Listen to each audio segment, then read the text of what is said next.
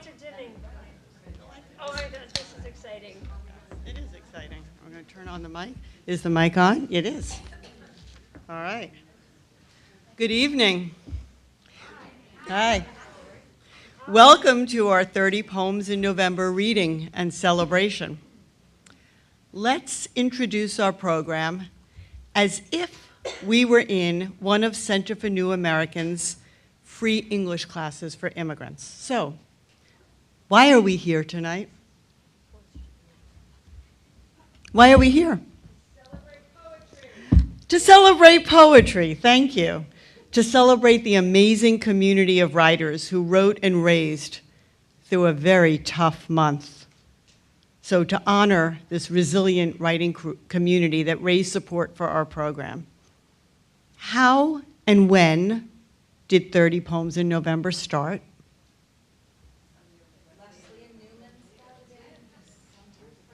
Leslie Newman started it when she was Northampton Poet Laureate 15 years ago.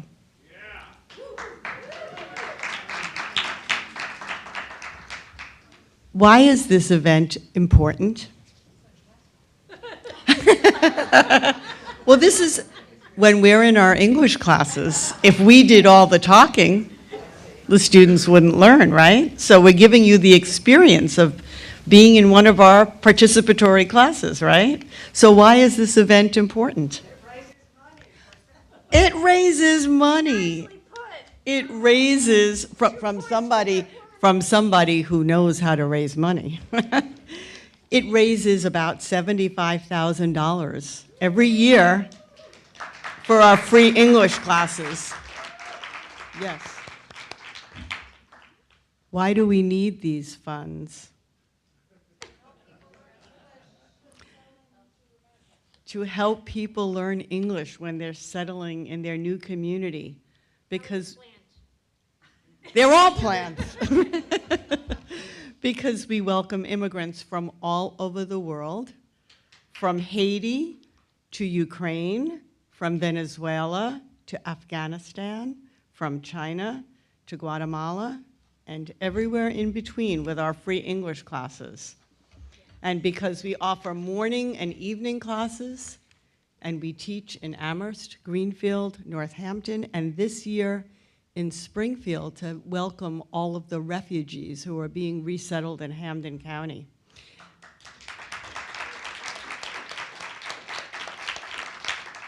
And because we lend tablets and hotspots, we teach civics and employment basics, and we help people gain proficiency and confidence to navigate this community. So who are tonight's VIPs? Yes, all our writers, the students who will read, Super Sarah Sullivan, our amazing creative community building event chair who kept us moving forward together with daily poetry prompts, reminders to outreach and raise, encouragement, and humor. Who else should we thank? You. I'm just doing my job. No, our sponsors, Hampton Inn and Homewood Suites, Wool Family Dentistry, Broadside Bookshop, Collective Copies, Marissa Labacetta and Martin Wall, Smith College for hosting us, Northampton Open Media for the live stream broadcast, our teachers, advisors, students, volunteers, our board of directors. So, what's going to happen next? We're going to listen to poetry. We're going to listen to poetry. Sarah is going to take over and choreograph the reading in her inimitable style, and then we will meet after for refreshments and baked goods by one of our student readers. Soralis will meet you upstairs, and then after it's all, we have another reading online Sunday night, which you're encouraged to tune in and listen to, and then we will invite you to submit your poems for this year's anthology. So thank you, and one more thank you to you.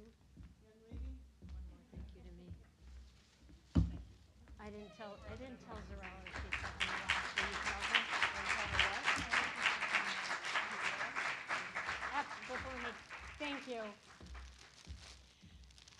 Thank you. I think we should have a poetry party now. All right, is that a good angle? No. Thank you. All right, is that too loud? Okay. So everyone, I meant to do that. 1 point for Sullivan. Thank you so much all for being here. As the month goes on, I get more and more worried people actually don't want to see my name or face, but but it all works out.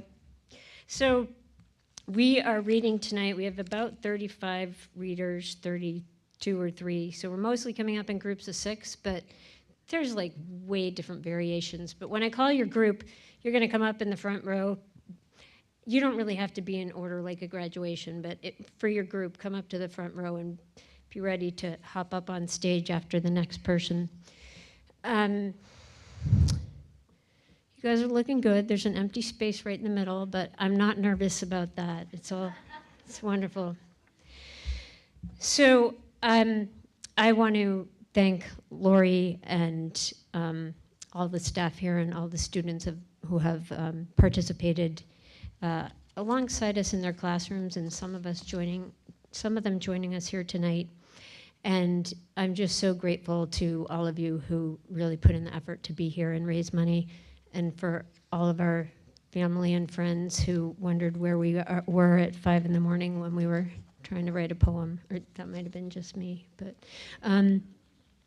So we are going to start with Group A, if you all would come up. And Aiden, there, you can just come right up to the stage. Like, you don't even have to stop at go or go at stop. You're doing great. You guys are doing great. Come on up. You're still there. No, I'm just in motion, see? No one else move until I say, though, okay? Take it away, Aiden.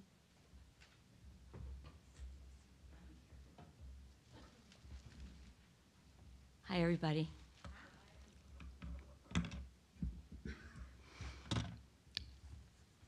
A walk in North Carolina in 1953. Betty Weaver, who ironed for our mother, walked with us one day down to the end of the street where there was a dusty airstrip and scooped up a handful of dirt. She put some in her mouth. "Eat a little," she said. "It's good for you." Only manners made us take a small metallic taste. Only intuition made us not tell our mother, ever. Only decades and history told me later it was the iron. She needed the nutrient in the red soil.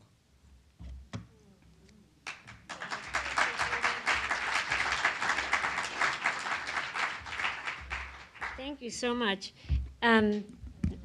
Next on deck is the infamous Amy Gordon, who somehow agreed to do this month, and she has nominated me for president.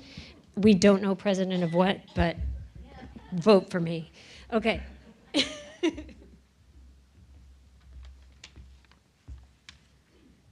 Definitely Sarah for president. And thank you for all your hard work. Squares or diamonds?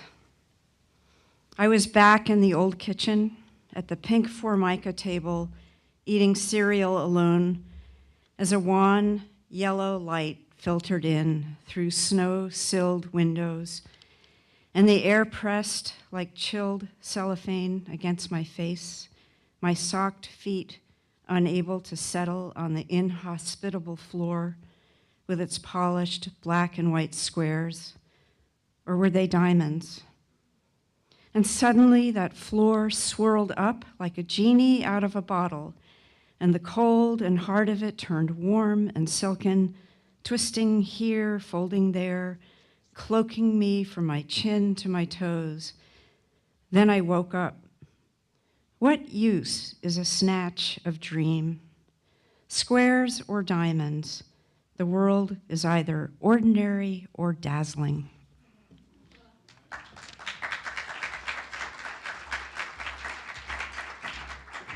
Fantastic. Becky Jones, coming for business. Don't forget to keep your mouth kind of close to this. You don't have to kiss it, that's a myth. Yeah.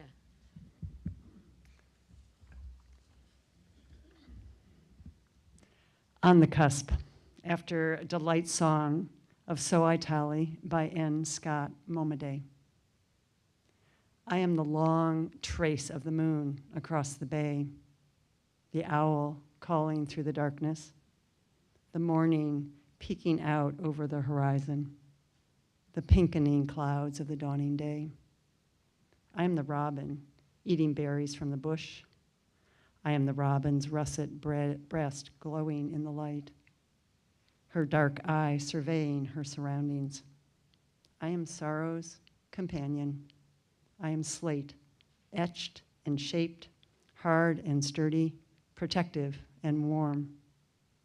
I am drought parching the soil.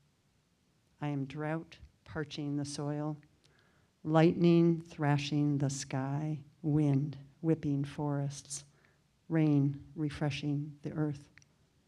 I am steam hissing from radiators. I am the eel threading her way through water, the stub-tailed squirrel scrounging for nuts. I am the wren peeping in the meadow, a murmuration of starlings. I am Goshen stone undulated with time. I am always on the cusp of beginning, of ending, of arriving. You see, I am trying to be alive, to move through the world in good relation to all. You see, I am on the cusp of being alive.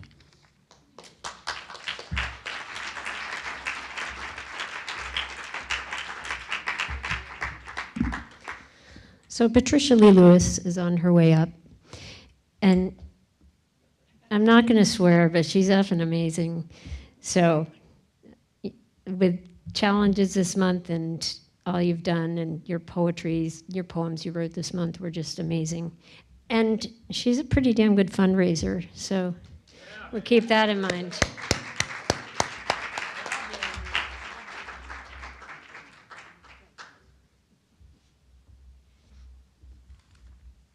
Yeah, even in the emergency room, I wrote a poem, first day of November. I didn't say it had to be a good poem. This was number 20, An Old Growth Tree. Old growth, that's what I want. I already have the adjective, and a trunk, limbs a little funky right now, leaves gone entirely, chunks of bark missing, hollows present, and roots burrowing, entwining, visiting neighbors, making food and sharing it. And what about new growth? Well, does learning to navigate count the seasons in the city? Icy sidewalks, dirty snowbanks, salt? I'm drawn to the light. I make nests for friends. I am tickled by breezes and leaves floating to my feet. I aim to stretch my fingers into clouds. I welcome rain and sun, of course, and winter's stillness. Whatever birds will sing to me, whatever squirrels will keep my company, whatever caterpillars find shelter in my bark before they change and fly away, causes something inside of me to warm. Something very old grows large and bright. Thank you.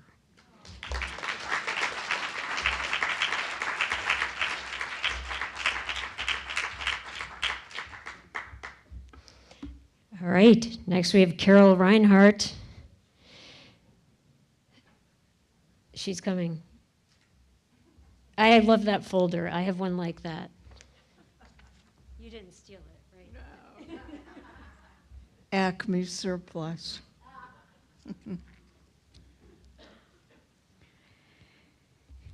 Sarah wrote one of her prompts to write a poem about a painting, and I have written this painting poem called Captured.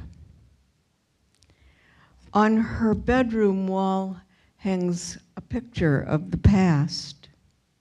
She sees in pastel what she saw as a child, a soulful scene captured by a Renaissance man who called himself a Sunday afternoon painter. High on the stone outcropped, worn down mountain, the thinking rock sits like a small loaf of bread, like a layer of cake topped by a tiny teenaged girl looking out over tiny toy cars traveling along black ribbon roads, miles of hills and fields scalloped with rivers, and 30 shades of fertility cast across the valley. The autumn wind whipped her hair and sanded her cheeks awake.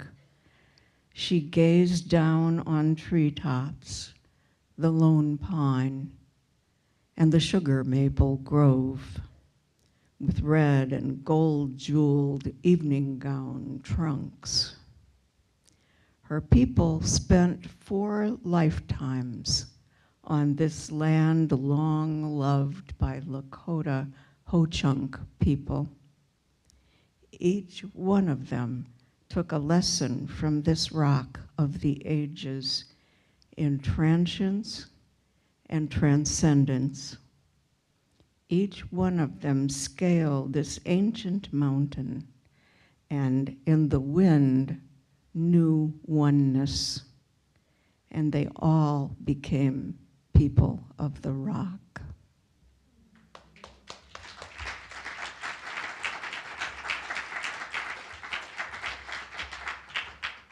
Christine Mirabelle, come on down. She was already down. Come on up. Gracias. Hola. Buenas noches. This poem is called No Apologies. Dear fellow immigrants, do not apologize for your accent when you speak in your new language, or mixing up words, or misunderstanding metaphors. Do not apologize for speaking in your own language in front of others who don't understand when they're not part of the conversation. Do not apologize for your clothing or the aroma of your food, the ways of your culture, the color of your skin, the texture of your hair, the shape of your eyes or nose or mouth. Do not apologize for being you. You are just fine, and you belong.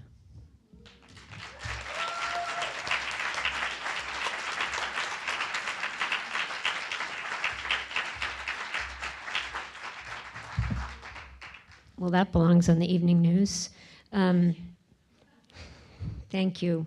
Tommy Twilight. Couldn't have Northampton poetry without Tommy Twilight and his gang, right? Yeah. I counted on a list. I counted 17 either present or former Florence poets in this in the group thing. He pretty much gets credit for everything. No. I don't deserve credit for it. Come on, read a poem.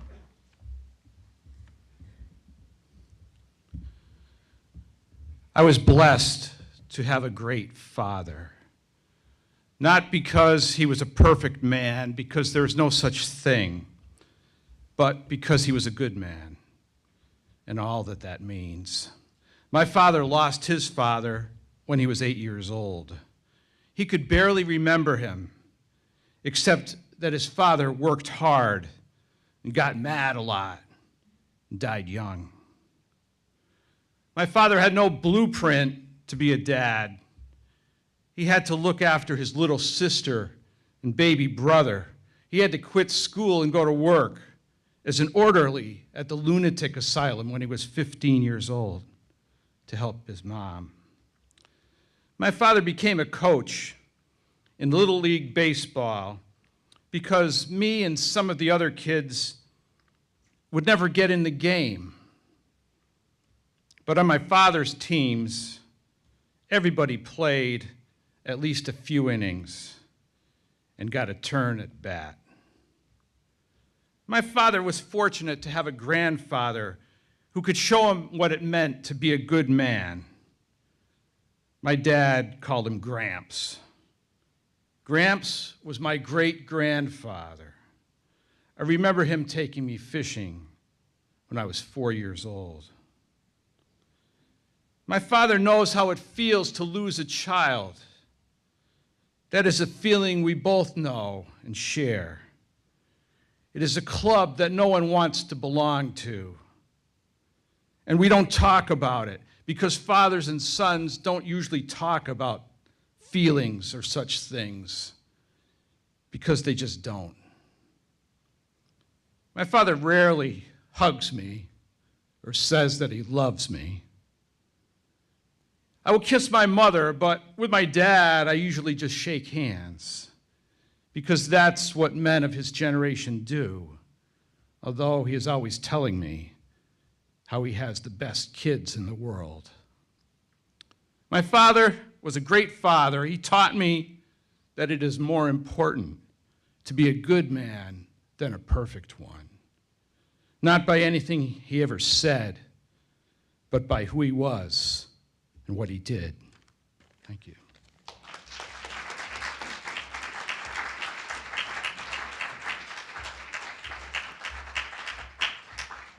Thank you, Tommy.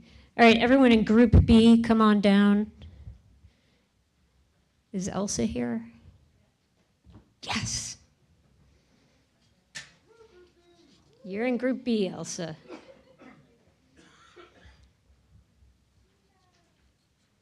And Dina, you can come right up if you would like. Just so you all know, these first two groups are a little longer than the other groups, so it won't take like as long to get through readings. So things are gonna, you have to pay more and more attention because things move faster. Dina Friedman, are you reading that? Okay. So she's about to read this cento, which is amazing, which a cento is a poem made of lines of a bunch of different poems. And she made one out of the prompts from this month. You see? Like I also didn't want you to read the O'Hara one because I'm reading my O'Hara one. So, but I didn't. You could do both. I didn't know that at the time. That's okay. Okay, so as I said, as Sarah said, a cento is a poem where you take lines from other poems. And by day 30, I'm kind of sick of writing poems, so this is like a good way to plagiarize a little. But you should recognize, those of you who wrote might recognize some of the lines. It's called Vocation. My work is loving the world. Because of you, I'm talking to crickets, clouds. I have a saturated meadow where, like plants sprouting where they don't belong, sorrow, grief, and trouble sit like blackbirds on the fence, scanning the topography of prayer, a small part of the pantomime. We sip bitter coffee and pray to begin again as a quiet thought, always forgotten, then remembered. It has something to do with adrenaline, the parrot painted on a lost kite, a cyclone of laughter, gratitude for the crunch of leaves and for a world that will keep trudging through time without us. Thank you.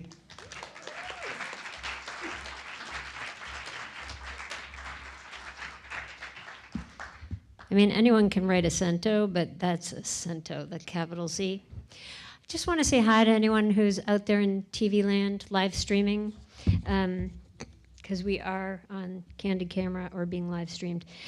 Right now, I'm going to pretend I'm Diana Gordon, who could not come tonight, and read a poem of hers. So pretend I look like Diana Gordon, and if you don't know what she looks like, just pretend she looks like me. Just saying. Another day seen through gauze, weighted boots, aching, the air resists. I don't know why I'm here. The barking dogs don't ask. Noses filled with scents of musk and meat. They bullhorn. We are dog. No matter the doe beyond the fence doesn't lift her white flag. The dogs bark. In the long field, twin bears hear and do not hurry. The crow family in the ghost tree barks back.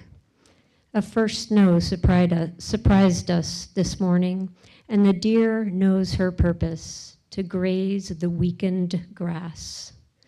The dogs don't lose sight of me. They know what they're about, who I am, the hand on the cupboard door, den of the kibble. While I vaguely yearn, the late sun comes to shine through the density of leaves, wet heavy and mustard gold. I am dogged. How can I feel pointless? Nor forget the ancient goldfish aswim in my kitchen, wagging its tail, saying, oh, oh, oh, when it sees me, God of clean water, who sprinkles dried insects from heaven.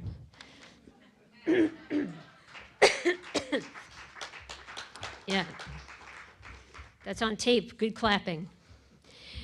All right, this is Ellen Millermack. Ellen, you didn't come to the front for Group B. Yeah. Here comes Ellen Millermack, a woman of her own words. Thank you, Sarah. Thank you, thank you.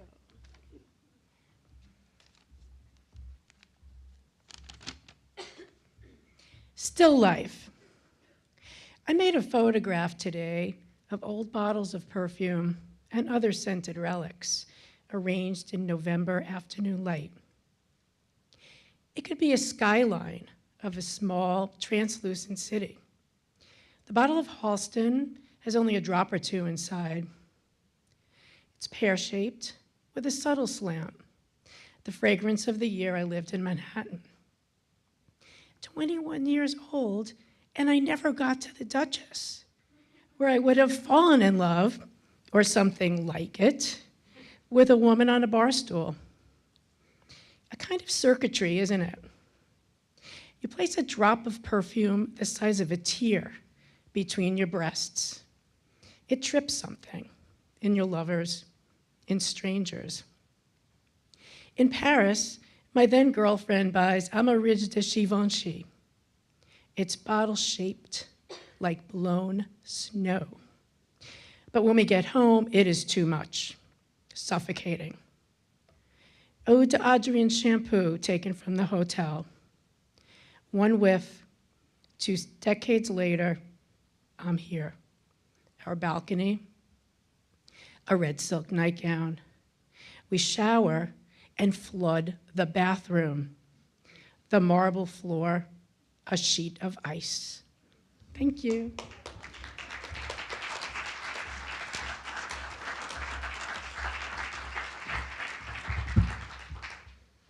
Where did Elsa go? Oh, second row, just trying to fool me. Elsa Klein, come on up.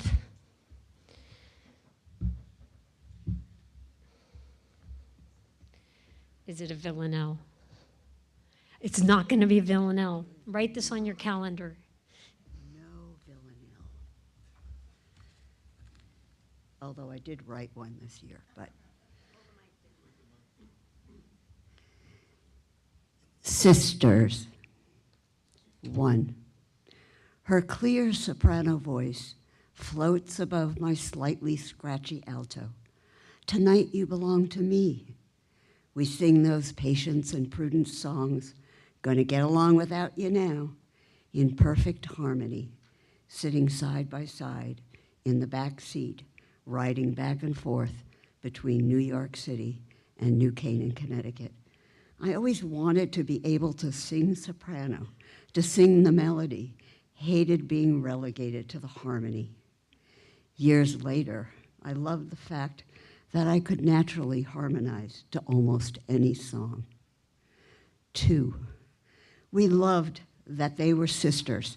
In one picture, they were posed as we were, Prudence sitting in front, just as I was sitting in front of my sister. They looked more like sisters than we did. Everyone said I was the spitting image of my mother. I could have been her twin sister. 3, because we were sisters, I hated the fact that she got to do grown-up things and was popular in school and had a boyfriend and went to the senior prom, all the things I never did. She said she thought our parents liked me better. I was the smart one, the obedient, the compliant one. She was the rebel. When she left home for college, she never came back. 4, but not me. I stayed behind to take care of my mother and father. 5, I distinctly remember the phone call. We were talking about cake and who had it. Suddenly, we laughed together as sisters when we realized there never was any cake, only crumbs.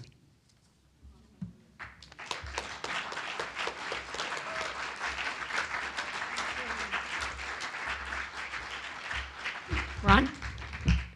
Ron? Yes, you're up. This is Ernest Ronaldo, who goes by Ron or Ronaldo, or however else you might say his name.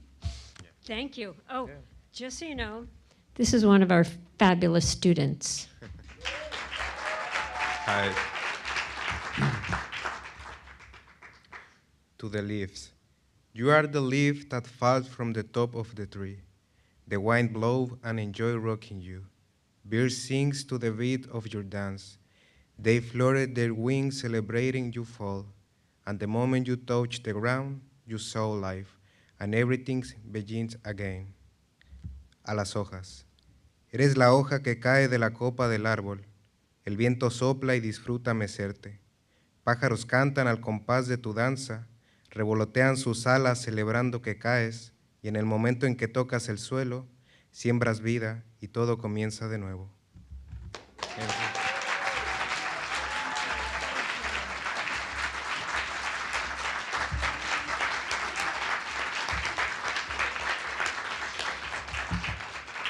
Well, we've got George Sonata coming up now, and he learned how to use Zoom this month, right?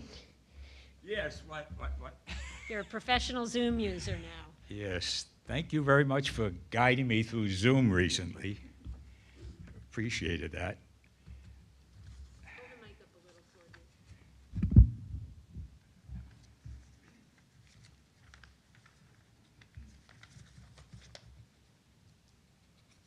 My spouse reminded me tonight that my great-grandfather had spent 33 years at sea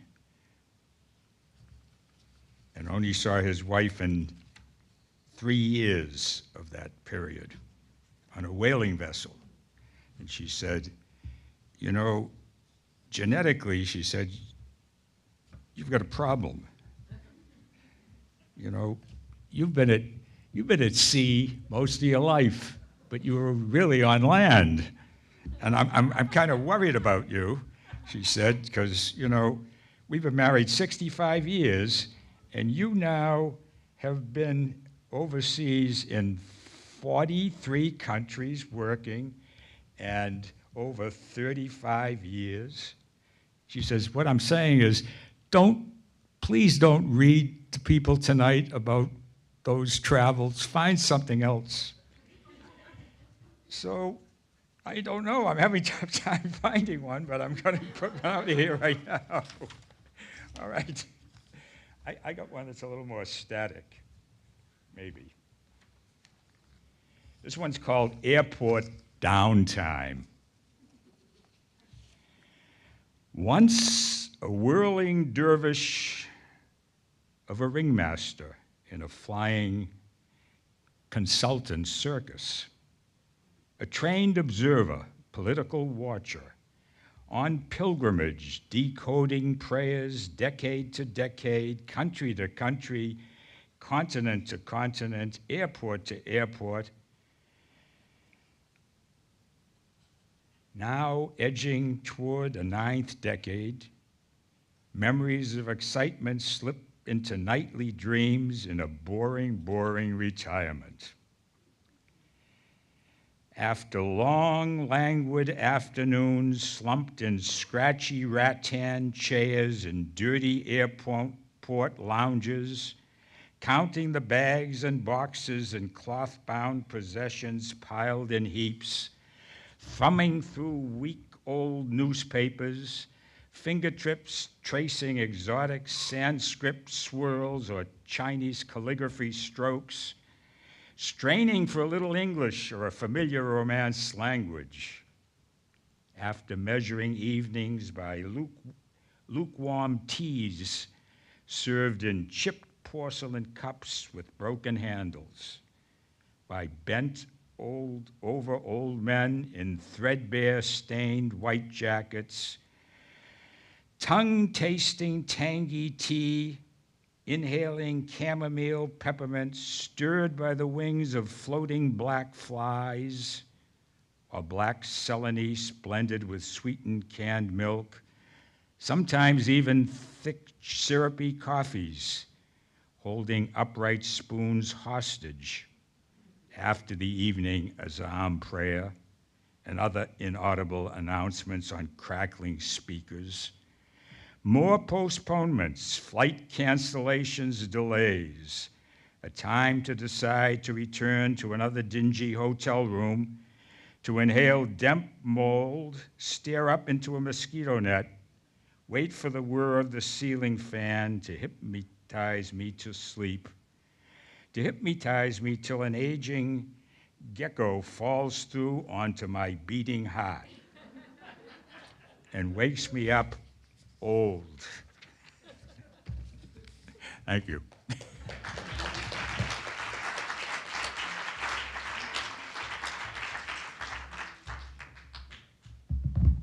So one, if you just chose that, you clearly did not practice 3 or 4 times, but you did good anyways. And 2, I think you wrote about travel, but. All right, we got Howie Fairstein, yeah, up.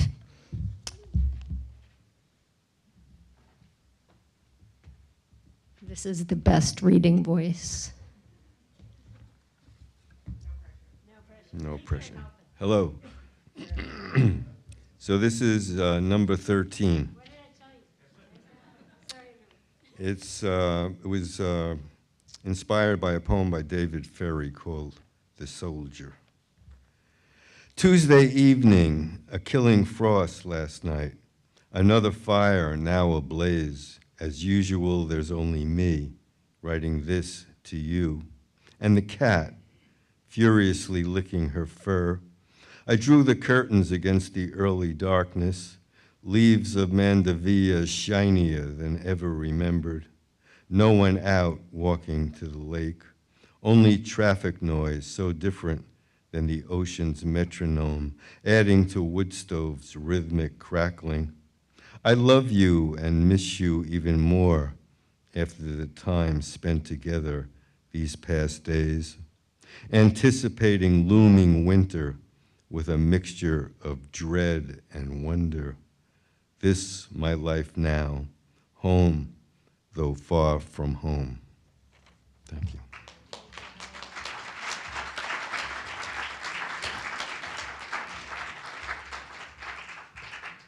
Thank you.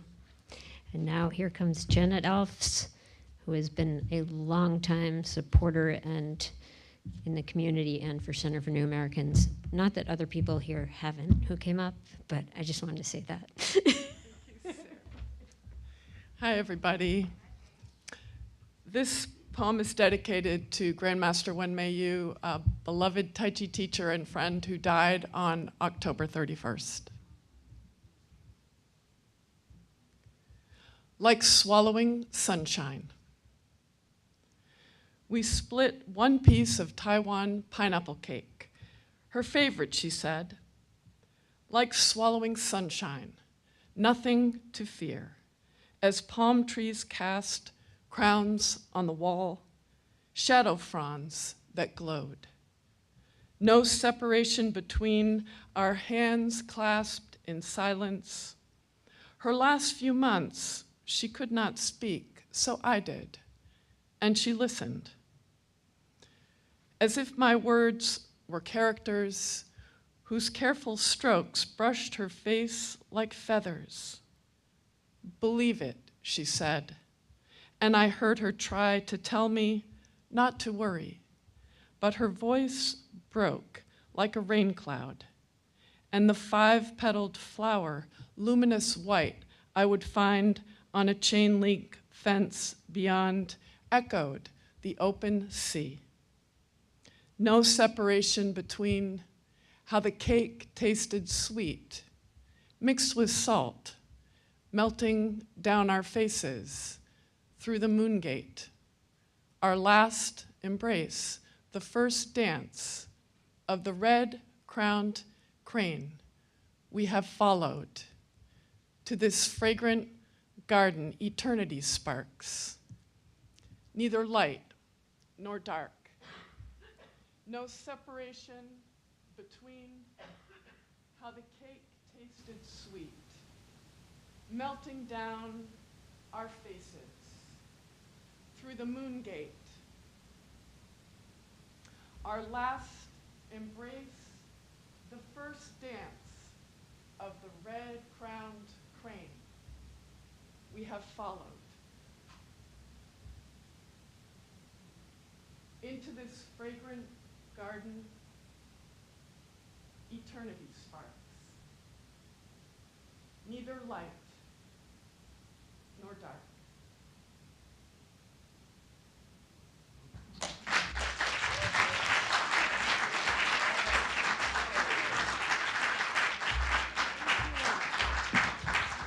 Group C, come on down.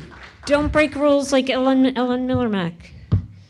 It's the first row you sit in, not yeah. Look at these people, they've got it. Sharon Tracy, you're up first.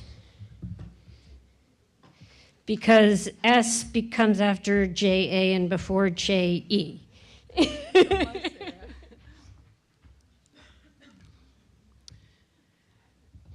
Waiting for a room in rehab for my mother who fell and fractured her hip. We fall down, forget to live, or remember that what is not given is lost. This is not a lecture, just a misplaced shoe, a patch of ice, a pocket full of posies, the inevitable darkness. We can pray for firm ground or an elm's cradle. We can pray for a steadying hand, a witness. We can debate whether this is the age of the Holocene or the Anthropocene, whether it's better to fight or cease fire. I read that William Blake coined the term New Age way back then, in the days when a stationer sold parchment and quills for scribes. So many centuries of these spongy bones built with brains and blood. We can despair over healthcare and politics, resistance to drugs, and resistance to kindness, argue over the best Thanksgiving pie, count our blessings and count on accidents. We can forget we're only human. The autumn crunch, a chorus in low register, swept along the length of seasons, warding off pain and holding on, the reasons and our little rakes our own. Thank you.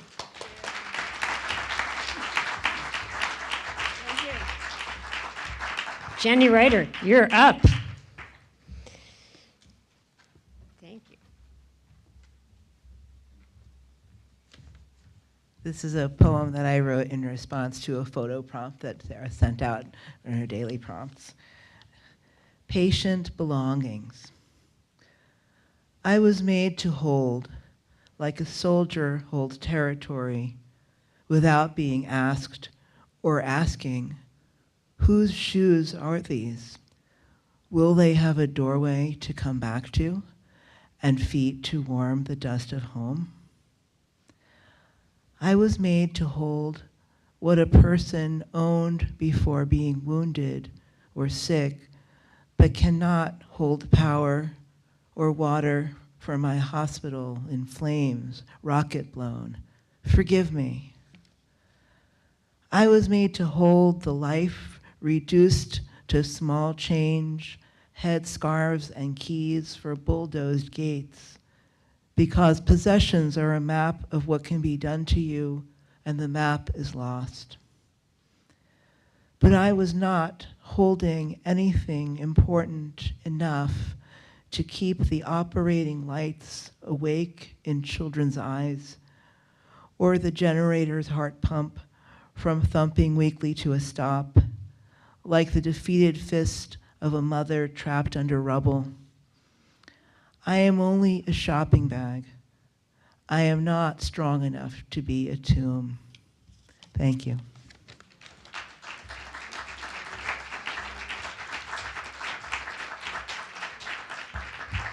Thank you.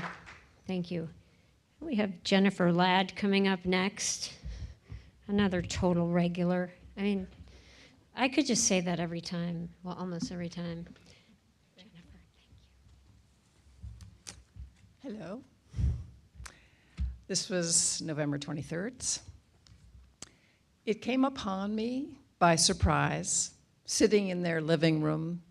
She cracks and eats a pistachio, a glass of white wine on her right, bossa nova on the radio.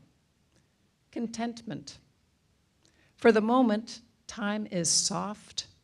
My heart is on a mesa, able to see in all directions. There is no rib cage that obstructs. Peace sustains for 10 breaths, then slips away. But I remember.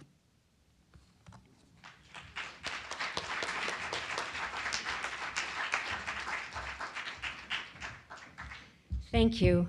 I think Jody Shapiro knows she's up next because it's like, yeah, I told her A, B, C, 4, yeah.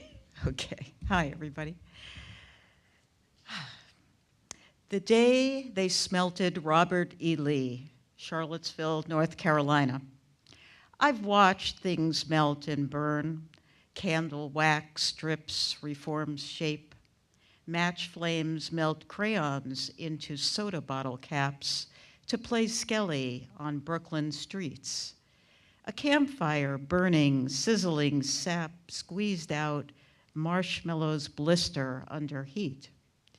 I've watched things burn, flags, cars, garbage, but roving white men burning tiki torches, shouting, "You will not replace us.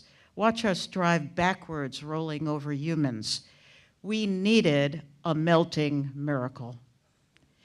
The day they smelted Robert E. Lee, first the head, then the sword, and I rejoiced.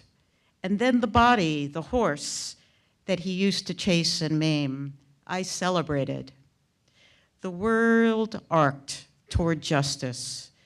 From the melted sword, a new sculpture rises. Thank you.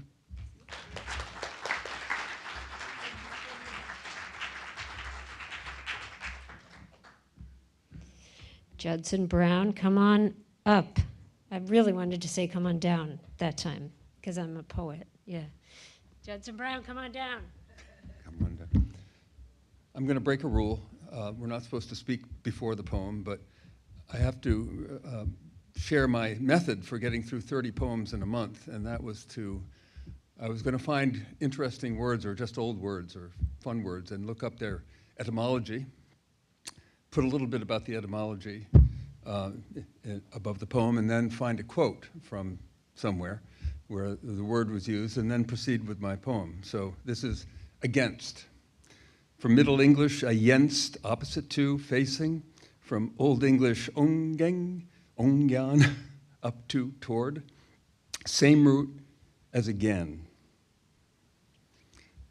It is decreed that we abide the weight of gale against the tide. Rudyard Kipling in Storm Cone. My poem. The main sheet pulled tight, tiller nudged to the lee. We point as high as possible, beating against the wind. A silver wake against the bow, like the flowing mane of a horse at a gallop, the rider against the flanks, kicking his spurs to spirit him on. Whatever we're for, we need somewhat to work against. Against the wind, the sail. Against the water, the oar. Against the flint for the spark to create the fire. The muscleman against the gravity of his weight. Foil against foil in the parry, the fencer espies his mark. Music is time against time, divided again and again and again. The artist has his eye on the fine line, where against the dark, the light intensifies. The hunter just before dark, at the last hour of the hunt, hears in the spruce forest the clatter of antler against antler. He aims, but cannot, between branches and antlers, find himself a clear shot with any reasonable assurance of a kill. His finger on the trigger lies still. He has come up against something bigger than himself. His sense of honor stands stout against his will. Lost my voice.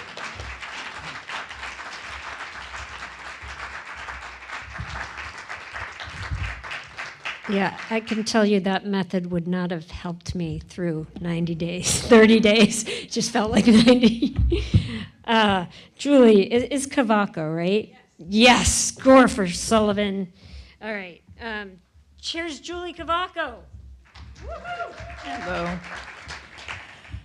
For me, day 30, I was like, oh, it's like giving up coffee. What was I going to do? So I pondered and came up with this. Thinking of you, I belong there with you, dear reader, you out there in the world. When I am alone, it is with you that it guides me. You give me purpose. I look forward to sharing a smile. I long for a small world connection. I need to fill the same space with you, even for a passing minute. This is what fills my head when I'm alone. If I had to rely on myself to orchestrate my thoughts, I would be mad with disgust at my infirmities. I would not see what you see. When I care about you, I remember you care for me. I'm not saying it is anything expansive. A nod when you are exhausted feeds me as much as an exceptional smile. Eye contact alone is a boost. We are together in this moment. How much better my world is because of you. I belong there. That's it.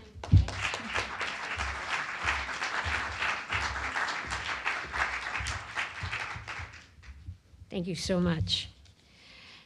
We're kind of halfway through, or even more than that, so that means you have to listen even more carefully. Group D and Group E, if you could both come up, because there's only 2 or 3 people in Group D because I cut and paste one group twice, and so, yeah, so Group D and E come up. You don't need to know. I just want you guys to see how my socks go with my shirt. Just, I mean, it's cool. It is. I would shine a light on it, but I left my phone at home, which is why I don't know what time it is, but we're doing okay? Okay, good. I don't have to, like, make people read double. I listen to books double time. It doesn't work that well for poetry. Kessie Warlow-Harry. Right, here she is.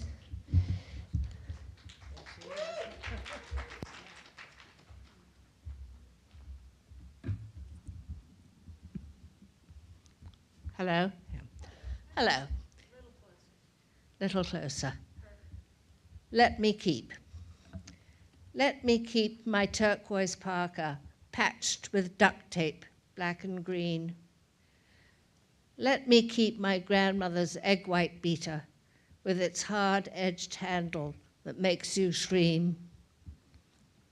Let me keep Mum's mini silver ladle, so fragile you protect its wooden handle. Let me keep my thoughts of long ago tight within my aging heart. I love the stories behind these things. They comfort me when I sit in the dark.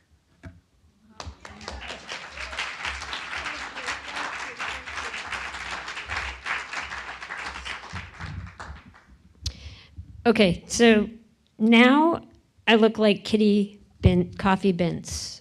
Okay, you don't know what she looks like, but that's who's reading a poem right now. This is for Kitty Coffee Bince, who is from the Albany area and didn't get here, but one of our many recruits who loves writing poetry and supporting Center for New Americans. So this poem is called Waves. The first line comes from a poem by Helena Trey, which was one of the prompts. Her poem was one of the prompts. Am I like too close to this? I'm perfect.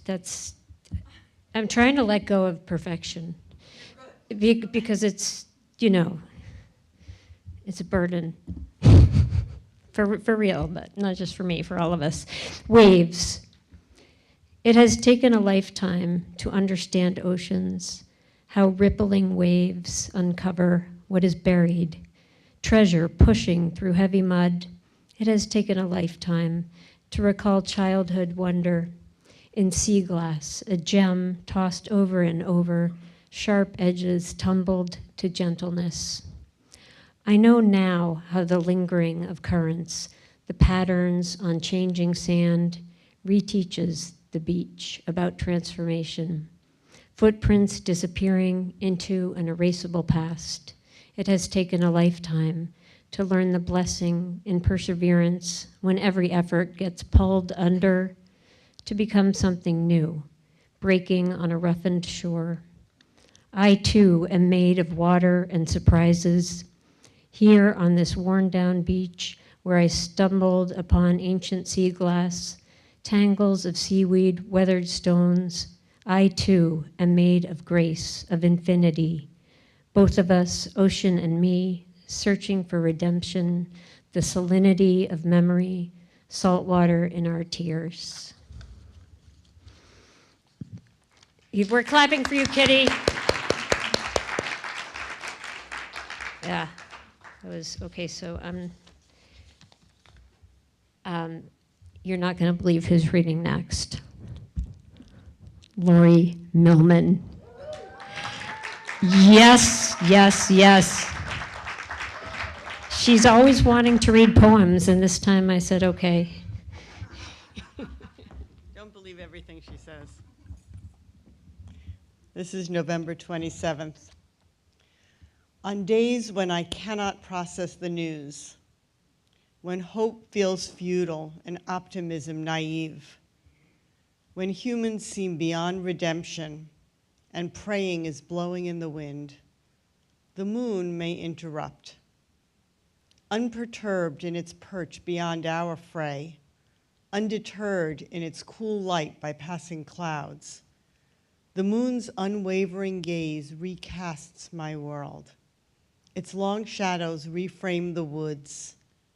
Its reflection joins pond to sky. For a moment, I am reassured by its stunning indifference to our senseless struggles.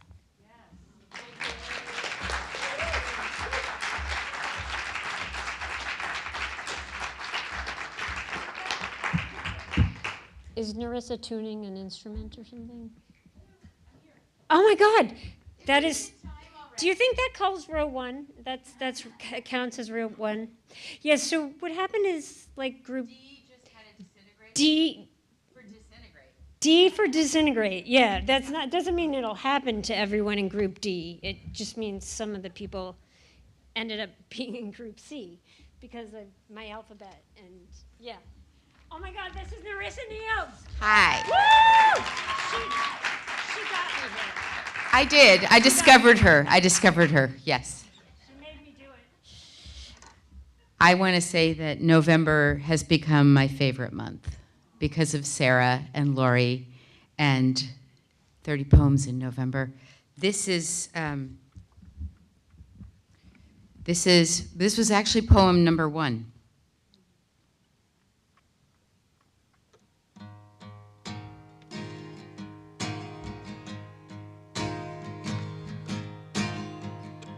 The branches of the tallest tree, it's been growing in our yard since the early days of you and me. Baby, can't you see how far it is from the sky? Men are cruel, men are broken, they get it right, and they want to make emotion a monument to their moment of grace. We can't know what we want to know. We won't know what we can. And when we stumble and can't even try, well, this is why we're still alive. This is why we're still alive.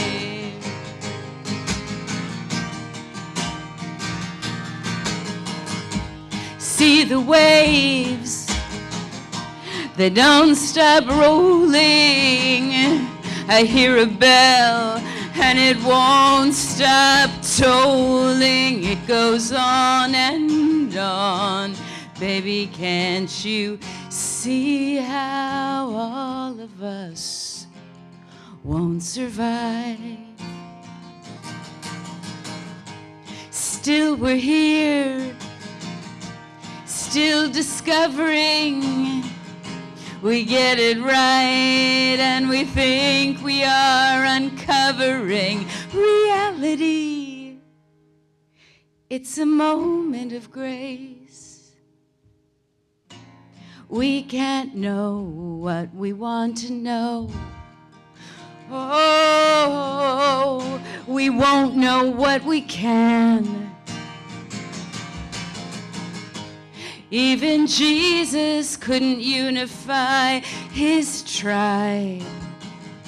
So this is why we're still alive. This is why we're still alive. Oh, oh. Oh, oh, oh. It's Halloween. The kids are gone now, left us behind to stare into the bonfire. So many colors dancing in the flame. I can't imagine who invented this or gave it to us. You put a log into the center, the embers turn to fungi and they're glowing to remember we are all becoming something new and strange.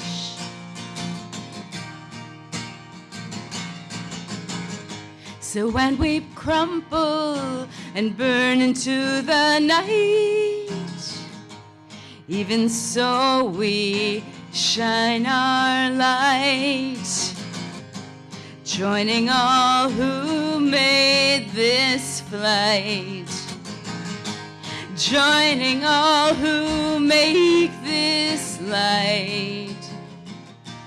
This is how we stay alive.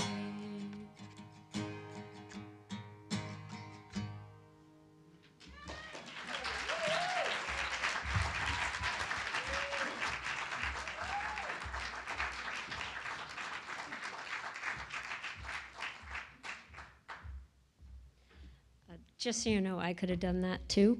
I'm on the down low, yeah. Lynette, did I skip over you? You did, that's why I'm standing up. I'm very glad. So next up is Lynette Sweeney, and I didn't skip over her. I was just testing her to make sure she knew she was up. Yes. Thank you. Thank you. Thank you. Oh, I'm sorry, I stepped on you. No, I meant to do that. Representative. Oh, that's really echoes back. Okay. Representative.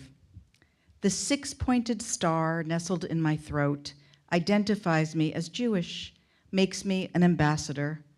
The star aims to show people, look, I'm one, so whatever you thought Jews were, surely you see I'm not that. Except now the star echoes the flag of a violent nation that bombed a hospital full of children, then a school. A nation that knows no limit on what can be done to avenge its dead. That's not me, though, so now who do I represent? Fine to descend from the tribes hounded out of every shtetl, town, city, nation in the world, while holding on to some humor, but sickening to be seen as one of the black-hearted villains who dehumanized the natives they bulldozed and uprooted. My star aims to say, look, I'm proud of my hardy stock, my native intelligence, my short stature, my hairy body, my big heart. Such riches I inherited from my Jewish forebears, my melancholy, my mercy, my mitzvahs, my mirth, my massive love of making merry. But I'm no murderer. Please don't pin that on me. We are survivors, yes, but not yet used to discovering we must stand on bodies to be here.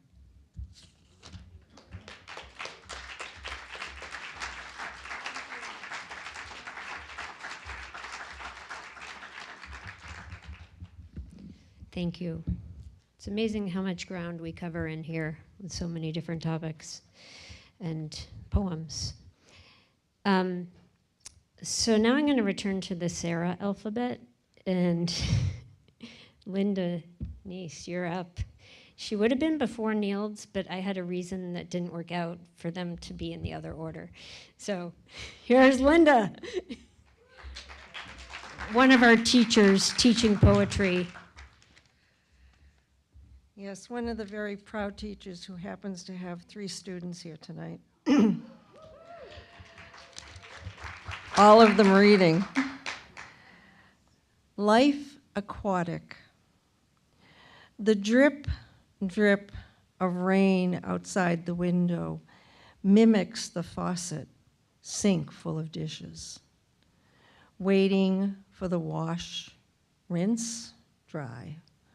Like a hot shower after a long day, washing away weariness, pain, sadness, until, as in baptism, we emerge, fresh, smelling of sweet soap and hope, lingering on our skin, shining from our hair, just as it did when we were birthed, rushing through life's waters, our heads and bodies dripping as we are caught and wrapped, the warmth of the towel rubbing against our limbs, then swathed and swaddled, we fill ourselves with liquid love.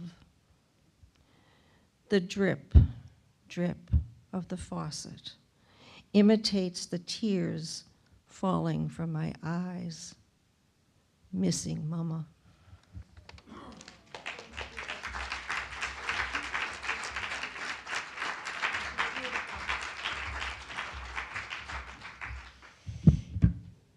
Mary Cowie is up next. Did I say it right? Because I practiced, but then I forget what I practiced. All right, you are on.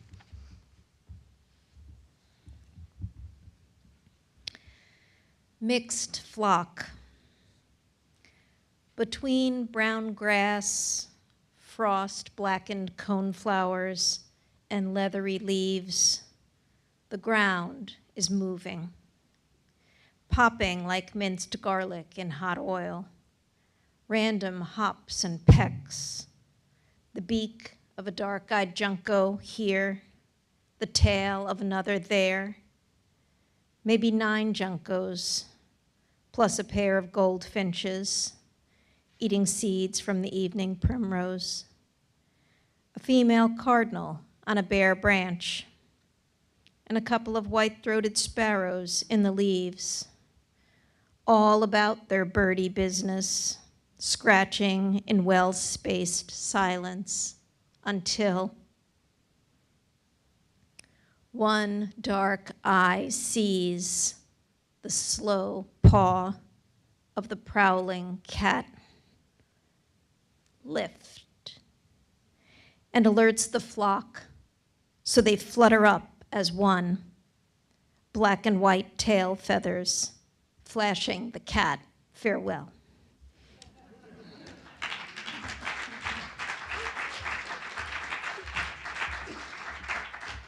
Thank you, Mary.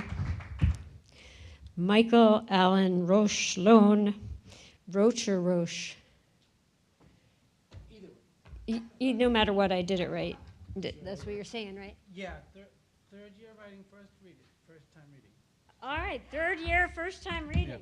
Woo! I meant That's good. to ask if there were first time readers. Yep. I'll ask after that. Thank you. Okay. You're welcome. Cracked. In today's cold civil war, a crack runs down the center of my long driveway. I'll make it disappear, the asphalt repairman lied. I'm not political, my brother lied. I don't know what that means, I lied in response. They're all knuckleheads, he said. I don't bother to vote, is what I heard.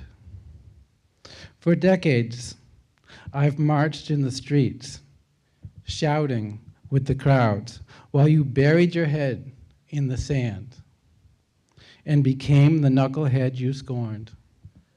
The crack will never disappear.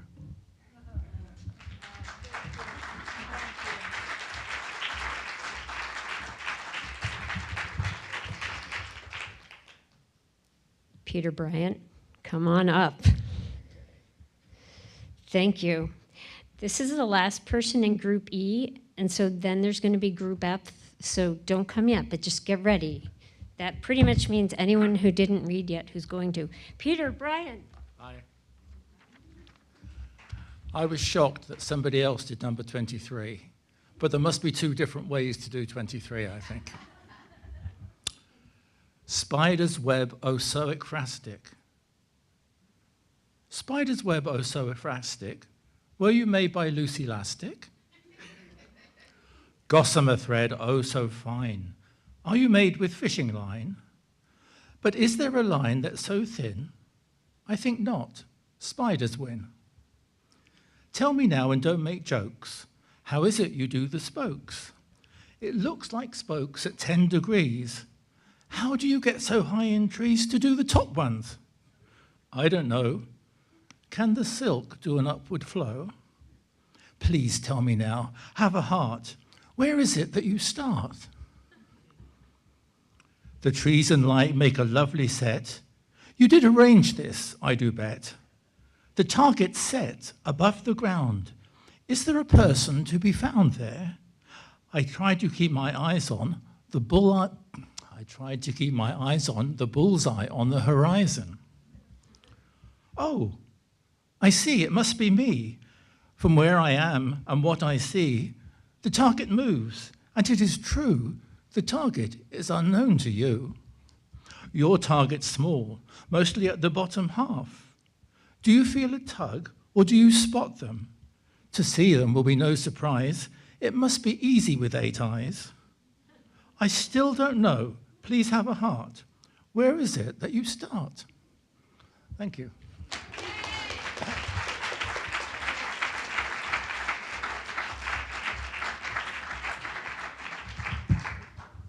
That was so marvelous. Thank you. Group F, come on down. We are about to have Naldo, Lucy Don't, read in Group F. Does Steve come? Okay, he's in trouble. Sylvia, can you take care of that? Okay, thanks. Thank you. So you're not going to get to hear Steve, but you get to hear Naldo right now, who is one of our students, whom I just met tonight. Thank you. Hi. Thank you. Thank. It is such a simple word, but it comes from the heart. Saying thank you is wonderful for the world. I want to say thank you to this staff. Sorry. There are not many CNA on earth. For all the support you give us, I want to be part of this great staff. And also tell you that you are very generous. CNA looks like a tiny daylight, but it is enough to enlighten the world. Guess what? They are helping us to get a better life. You know what? It's not easy to be an immigrant and find somebody to help you like they do. So, thank you.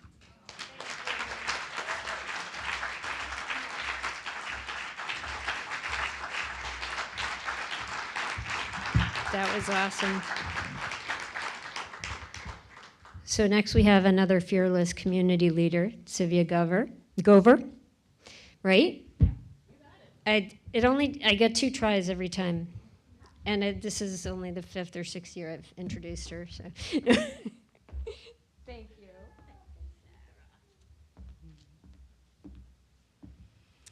So how I got through 30 days was, of course, Sarah's inspiration and pantoums.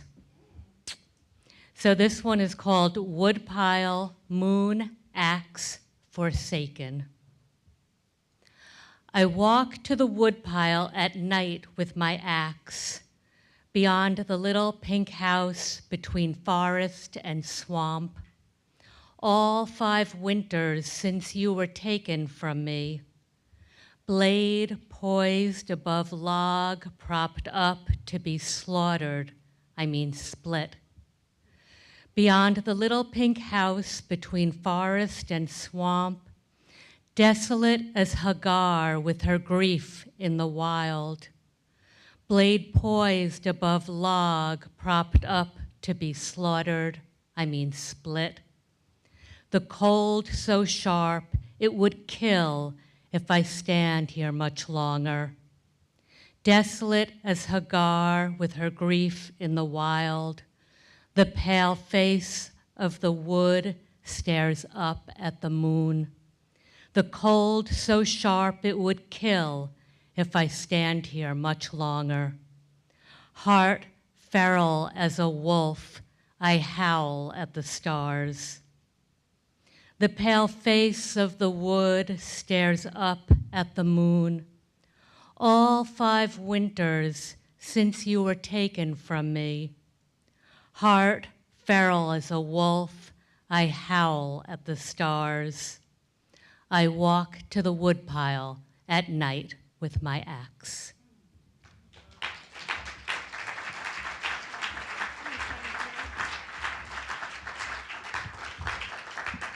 Thank you. We had, in our first workshop, wrote some pantoums, and it was really cool. That's my story. Sorales Moreno. Sorales joined us at a couple workshops, and it's just stunning how much she is able to write after only 8 months of studying English. And she also made the food. I don't know if all of it, but she's part of her business, and she's good at it. And then after Zoralis is going to be me, and then there's going to be party time, speaking of Zoralis, food and beverages upstairs.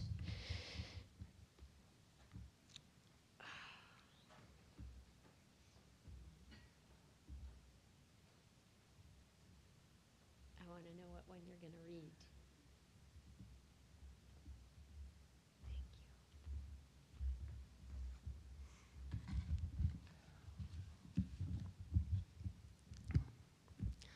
Good night. I'm sorry. I am very slow.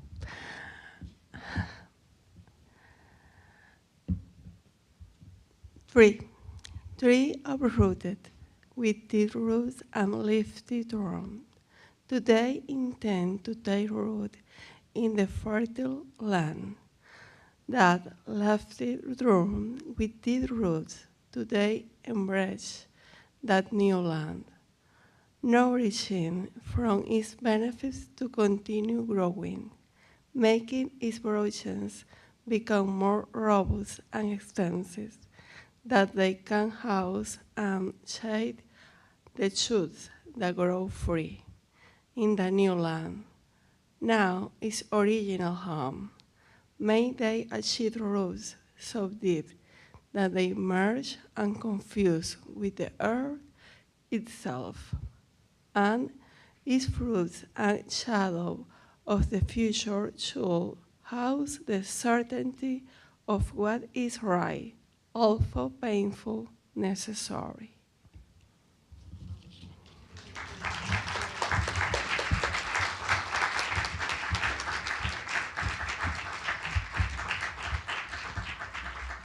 Thank you, Zoralis. That was wonderful. Okay, I'm going to see if I have a poem. Yeah, I do. So Lee DeRosier, I'm sorry, is not here tonight, but she led a workshop called How to Write Non-Syrupy Love Poems, but it had a better name than that. Anyways, she gave us a few sample poems, and this I wrote after Frank O'Hara's poem, Having a Coke with You.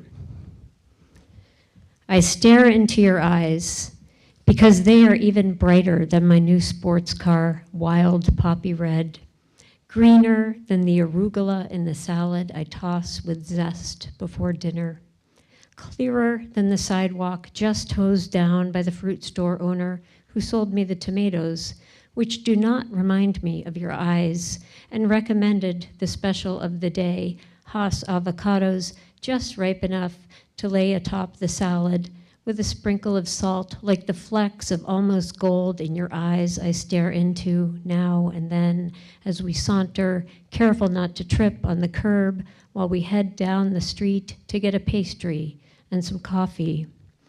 Your eyes I stare into during dinner and on into dessert every evening we're together. Your eyes I imagine without looking at your face, though you sit next to me while I'm driving from the city to the ocean, whose metallic glitter reminds me how I love your eyes and you, and the smile you sometimes hide behind your hand, as if you might have food stuck in your teeth.